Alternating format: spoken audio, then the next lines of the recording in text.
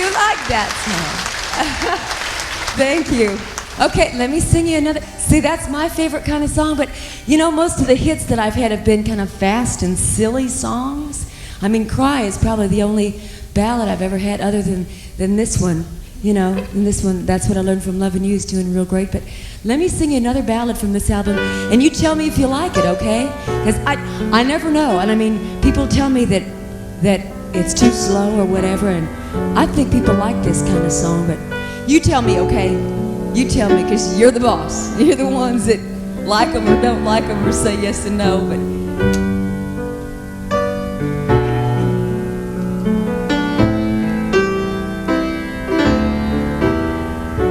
What did you think I would do at this moment when you're standing before me with tears in your eyes, trying to tell me that you found another and you just don't love me no more.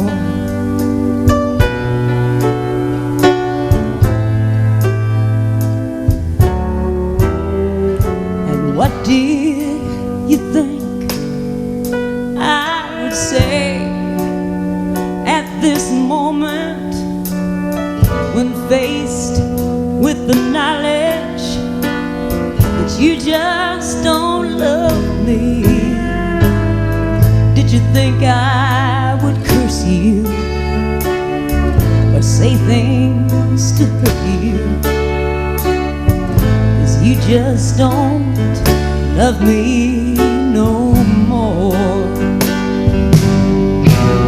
Did you think I could hate you, raise my hands to you? Come on, you know me too well. How could I hate you, darling? I love you, and I never want to hurt you.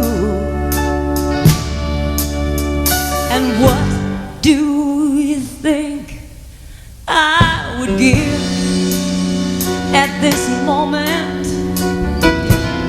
I'd gladly subtract 20 years from my life.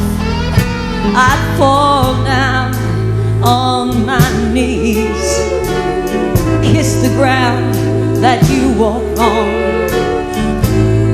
If I could just hold you again.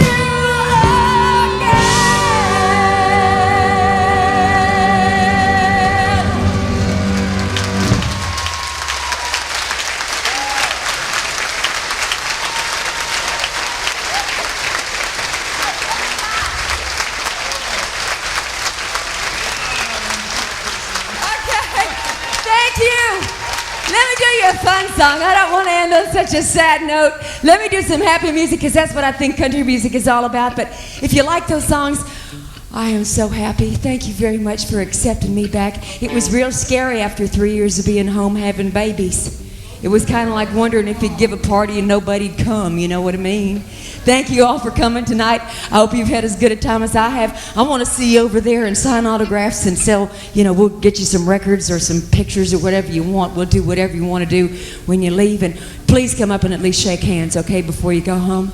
Let me sing you one fun song, okay? Okay.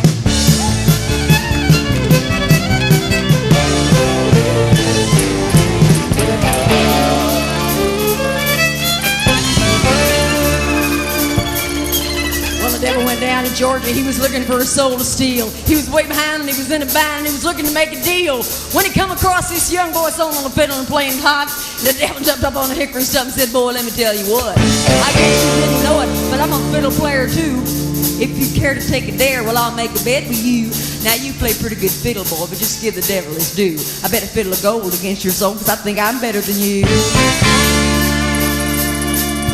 Well, the boy said, my name's Johnny, and it might be a sin, but I'll take your bet and you're gonna regret because I'm the best it's ever been.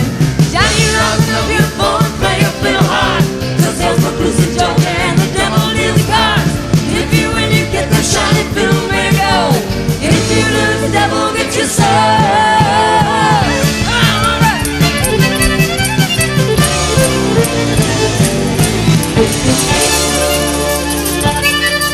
Well, the devil opened up his case. He said, I'll start the show. And fire flew from his fingertips. He rosined up that bow. Door got low across the strings. It made an evil hiss. A band of demons joined in, and it sounded something like this. We got no greasing over here. Got the standard cherry swallow. Any good? Now, y'all, you can say, he's good. Yeah, he's real good. That's Richie Simpson on the drums. He's good. He's real. Harvey Kramer, don't he look like Magnum P.I.? He's real good. Barry Walsh over here on the piano. You met Ricky? You met Gwen? Warren the Vic on the fiddle and the banjo and the guitar. Aren't they good? Yeah! That was pretty good now. When the devil finished, Johnny said, well, that's pretty good, old son. Just sit down there in that easy chair and let me show you how it's done. And he played, house of the rising sun. Chicken in the bread pan picking out dough. Babies don't like no chavo.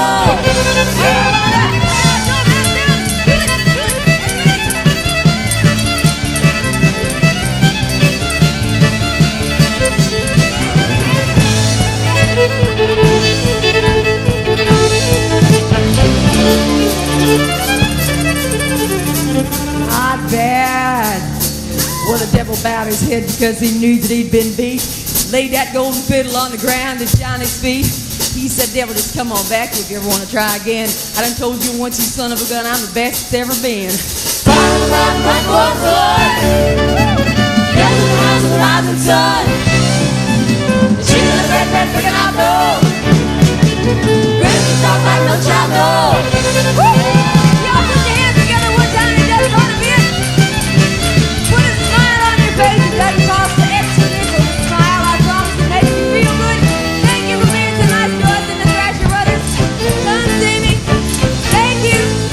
Thank you.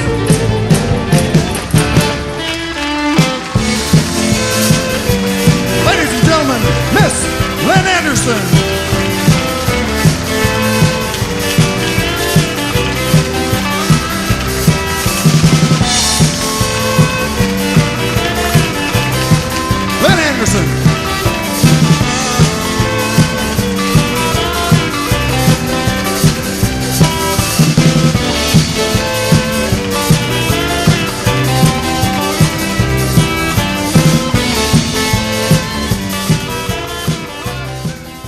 How does it feel to be back in full swing?